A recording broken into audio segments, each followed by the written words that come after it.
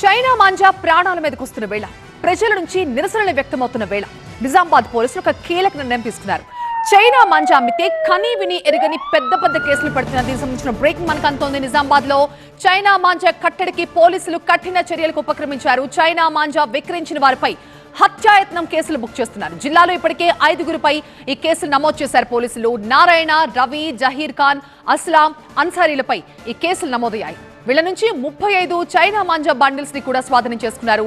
మా ప్రతినిధి దివాకర్ దీనిపై మరింత సమాచారం అందిస్తారు. దివాకర్, చైనా మాంజా విక్రయాలపై పోలీసులు ఉక్కుపాదం మోపుతున్నారు. మొదటి నుంచి కూడా ఉమ్మడి నిజామాబాద్ జిల్లా వ్యాప్తంగా చైనా మాంజాలపై వాళ్ళు పర్యవేక్షిస్తున్నారు. సంక్రాంతి పండుగ వేళ ఎక్కడ కూడా ప్రమాదాలు జరగద్దని చెప్పి పదే పదే పోలీసులు విజ్ఞప్తి చేస్తూ వస్తున్నారు.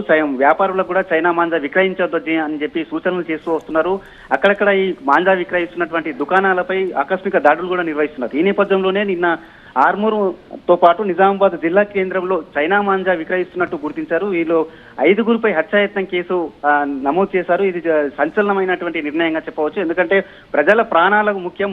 దాంతో ఈ చైనా మాంజాతో ఎన్నో ప్రమాదాలు జరుగుతున్నాయి. చిన్నపిల్లల గొంతు కోసిన ఘటనలు కూడా నిజామాబాద్ జిల్లాలో చోటు చేసుకున్నాయి. దాంతో పాటు చాలా మందికి గాయాలయ్యాయి. చైనా మాంజాని విక్రయాలు వెంటనే నిలిపివేయాలని చెప్పి పోలీసులు హెచ్చరించినప్పటికీ అక్కడక్కడ ఈ చైనా మాంజాలు బయటకు రావడంతో వారిపై కఠినమైన కేసులు నమోదు చేస్తున్న పరిస్థితి. Right Divakar, thank you.